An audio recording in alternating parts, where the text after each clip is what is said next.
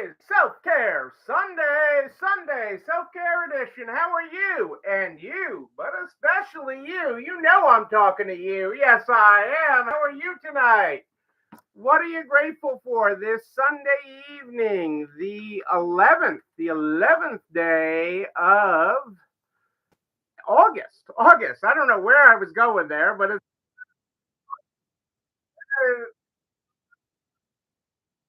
are in August. We are finishing tax-free weekend here in Massachusetts. Still time to get your tax-free sales if you are a Massachusetts resident or you're a Massachusetts store.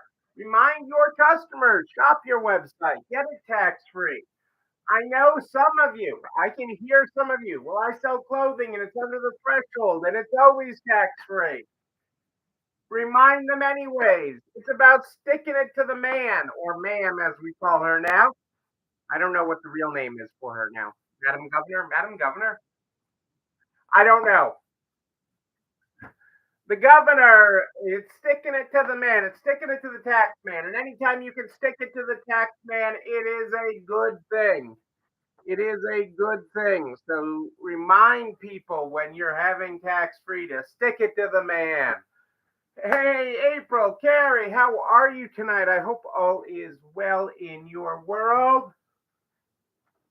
Uh, I hope everything is going great there where you are on this Sunday evening, the 11th of August, 2024. 2024.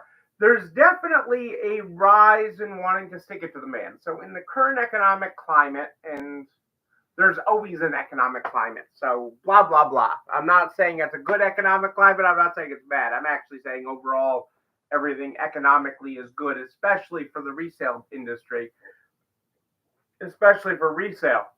But there is a great desire to stick it to the man. So if you can save a couple of percent, or even if there's the illusion of saving a couple of percent and it's because you're not paying tax, excuse me there, because you're not, let me get a sip of water here. Because you're not paying tax, it is a good thing. And when you remind your customers of that, when you remind them, they spend. So, any of you that have tax free weeks, tax free weekends, tax free days coming up this month, it is so important for you to remind them. Because even if the items you are selling do not qualify for it, let me say that again. Remind your customers, even if the items you are selling do not qualify for it. Why? Because it puts them in a shopping mood. Okay, it's in the mood. It is not about deception. It is not about deceiving your customers. It is about capturing them when they are in the mood to spend, when they are in the mood to stick it to the man. Sticking it to the man. Everybody likes not paying the government. Okay, it's I don't care whether you're a Republican, a Democrat, an Independent, a Libertarian, any other party. I don't care what party you're in. Okay, even if you're not having a party, but you should have a party. Have I mentioned the Make It Happen Empower Party that's happening October 6th through 8th in Orlando? Have I mentioned that party? But you should have a party, but you should be there with that, and it is really just about that. It's about avoiding the tax man. And anytime you can avoid the tax man, it is a good thing. It is a good thing. And you're right, April. That will be an awesome party. I know it will be. You're in charge of it. You are in charge of the party. You always bring the party. And so I know you are in charge of it. We'll have to see if Russ brings his new puppy. Russ just got a new puppy, and we'll have to see if he brings his new puppy to the party. You never know who will show up at our party. That is for sure. That is for sure. Let me get us this party started with our year of positive thinking. Our year of positive thinking is where we start every night. And tonight we are on the 11th of August. Healing needs trust. Only time heals. And even when time passes, we're not always healed in the way we hope to be. However, we will be healed in the way we need to be. Trust that you will be okay, even if being okay today looks different than it did before. I like that. I like that. So tonight I thought I'd continue to build off of this week's resale rave that just went out. If you don't know what a resale raves is, make sure you check your inbox or sign up on our website or say, "Hey, April, I'm not getting my weekly resale raves," and April will make sure it is showing up in your inbox. Um, but I wanted to follow up on it this week because my section of it was kind of interesting, and I know resale raves is only a tidbit, and that's part of what's exciting. It's to grab your interest, to spark your mindset, uh, to get you thinking outside your world, to get you moving beyond what you're currently at. And so that is what it's about. And so my section today was on what I'm watching. And what I'm watching currently, we're watching the Great Food Truck Race. And if any of you are watching it and are in various stages of it, this is not to be a spoiler. You don't have to worry about any spoilers here.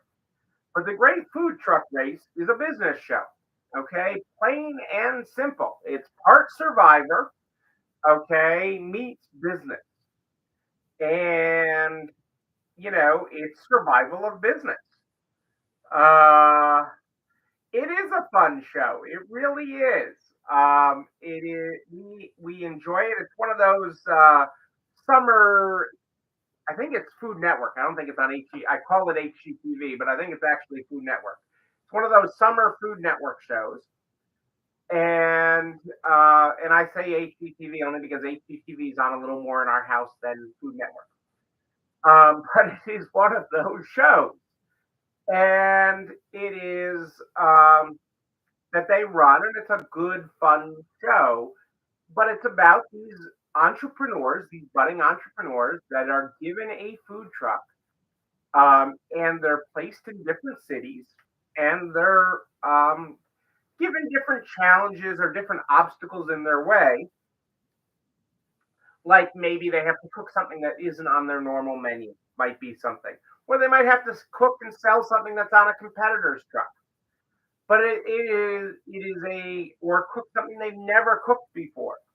It is kind of interesting, but it really comes down to who is able to sell the most food for the most money next to play again next week. And each week the truck that earns the lowest money is sent home. That truck is it's the end of the line for them. It's the chopping block, and they are sent home. They have to turn in the keys to their food truck. And at the end of the series, I think this year they're going from Galveston, Texas. They're hitting different cities. I think all the way to Miami. I think is where they're going. Maybe Pensacola, but I think it's called from Texas to Florida. They're going this year, and it's pretty cool to watch because it's the same challenges. Actually, to an extent, it is a greater challenge than you face in your store, in your brick and mortar store. Most of you that are watching us tonight are brick and mortar store owners. It is a interesting challenge that you are facing. Okay, one of the age old things is I need people to more customers to shop with me. I need new customers to shop with me. I need more people to shop with me. That is the age old challenge that we hear from store owners all the time. Well, when you're a food truck And when you're on this show, you're not only in the city that you're in, because like many of you may know a food truck that you like by us, there's a grilled cheese truck that we like that we'll run into at farmers markets, or occasionally they'll park at a spot downtown. And we really enjoy when we're in an area and we can get that. I know one food truck owner too. Um, I do. But there, that I see that you are um, at least in your cities. Because, in a normal course of running a food truck, you know where the hot spots are. You might know uh, the good farmers market or the good spot downtown or the good day of the week to be downtown or to be on the town green or wherever. And there's Heather pops in. Heather wants to be on the show. Heather's hungry though. Yes, I knew he was a food truck. It is a great, okay. But the challenge is when you're in your own town are big enough with a food truck, okay? Because you don't have a fixed presence. You don't have a fixed place where your customer knows they can find you. You do. You do with your brick and mortar store. Now in this show, they have no fixed spot. They are in a different city every week. They are in a different city every week. And it is a challenge. And the biggest challenge is you guys know what your product is, know who you are, know where you are, know that you can be know, liked, and trusted. Okay? This is a huge challenge to overcome before they even try your food, before they even try your product, before they even know where to get your product from you, before they even know what your product is. Okay, you may have the truck that says chicken wing or barbecue, or veggie truck or whatever, but that may not be enough to tell them, okay, what you are and what kind of food you're going to have on there today. Um, and so they really have to overcome some challenges besides some of the things that the show throws at them and some of the normal things that you deal with. Okay, weather, storm. It's hot. It's snowy. It's rainy. I mean, it was funny. This season, I give one spoiler. So if you don't want any spoilers, it's from the first episode because it just caught me off guard. Okay, they start off in Texas, and they're all bundled up in winter coats. Okay, I mean, it's like the old lady. It's like when we see Angie in her old lady clothes in Florida, where she's all cold in Florida and it's 80 degrees out. Okay, they were all bundled up, and we're just laughing. We're like, "You're in Texas. I've been to Texas in the winter. That's why I like going to Texas." It was just really kind of funny. We are broadcasting tonight, by the way, on both Facebook and YouTube. Any problems with Facebook, hop on over to YouTube. I'm over there as well. But it is that kind of challenge. So they do that every week. Okay, on that show they do that every week. These trucks, these business owners, these budding entrepreneurs, because the ultimate prize is $50,000 to buy your own food truck. Okay, to start your own food truck business. That's the ultimate prize if you win the whole season. But these budding entrepreneurs are evolving each week. They're evolving their skills, they're evolving their food skills, they're evolving their business skills. They're really evolving their teamwork because it's a team of three and three very different personalities, much like the people in your business. Hello, Marianne. The party just started because you got here. You got here. Great to have you here live tonight. Um, you know, um, so it is all the family dynamics. Hey, Julie Denkowitz, great to have you here. All the things that happen, mothers, sons, uh, husbands, wives, siblings, fighting it out in the business, and who who should be in charge. It is all of that in a very small space, um, under intense pressure to get it done. Looks like you are in your stores every day. Okay, what this takes it to another level is that they are in a different stage each week. They have to fight for new customers each and every week. They have no loyal fan base. They have no loyal customers that come in and love them each and every week. And you have customers that love you each and every week. And that is much easier to get back in than new customers. Okay, it is much easier to sell to a customer you already have than it is to sell to a new customer and to attract and retain a new customer. So I want you to think about what you do to communicate with your customers, to remind them that you're still there, to remind them that your business is still there. One of the things we've been talking a lot about lately is email. If you are not using email and sending at least one email a week, if not two, at least one, we really like you to send two a week. Okay? Only in your own head that you can't. Okay? In addition to social media, other things you're doing to reach your customers, it is a huge deal. If you can do that, if you can reach out to your customers, if you can connect with them, if you can connect with them, okay, that's what keeps people loving you. That is what keeps people loving you. And that's what keeps them coming back. Okay. Hey, did I say hello to Julie? I know I said hello to Marianne, but welcome, Julie. All our Illinois people showed up at the same time. So, think about that. Watch this show, even if you're not into food. Okay, watch a couple episodes of this show. There are many seasons of it. The current season is on now, running now.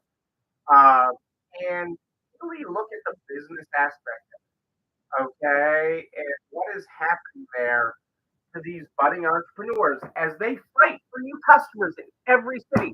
And they fight each other. Some of them, they park their food trucks right next to each other. Okay? Because like resale, okay, having food trucks next to each other brings people looking for food trucks. Having resale stores in the same town brings people looking for resale stores. Uh, Mark, we're talking about the Great Food Truck Race. I like it when Mark watches. That's good. The Great Food Truck Race. The Great Food Truck Race is what we are talking about tonight.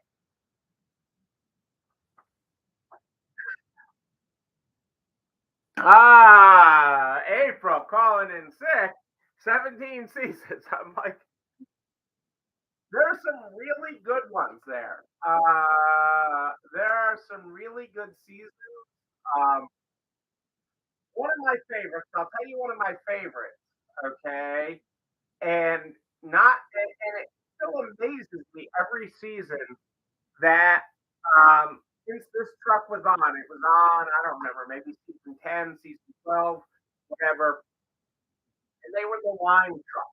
They were the lime truck was the name of their truck. But one of the things they did that nobody else did, and very few have copied since, is they did a thing that they called, and Heather, I hope you're still listening, Taste of the Truck. Taste of the Truck. And Taste of the Truck was a sampler of everything, of every menu item they were offering. And it was at a premium price, okay? And that is how they made their money every time.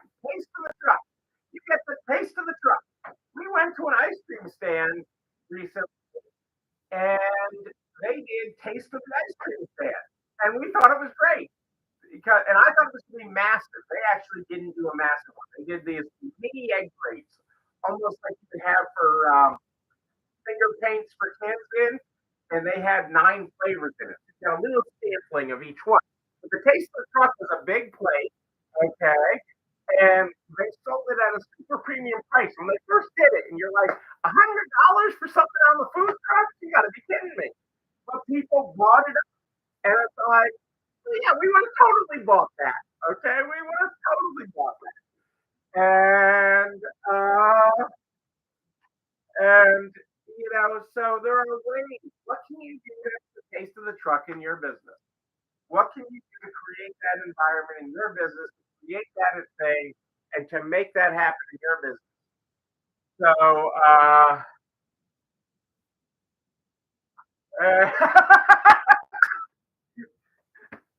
Uh, I thought he would be running the Culver's food truck for Little Missy. Okay, Little Missy running. He could Culver's food truck for Little Missy. Um. You're the cook.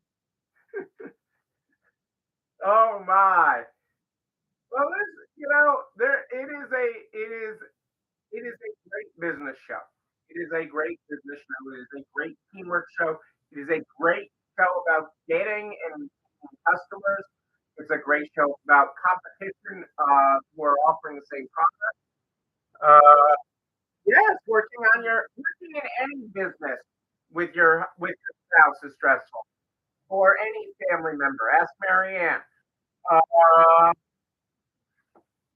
um, you know, it is stressful, and this really amplifies it. Now, part of it I know is amplified for TV, and it really is.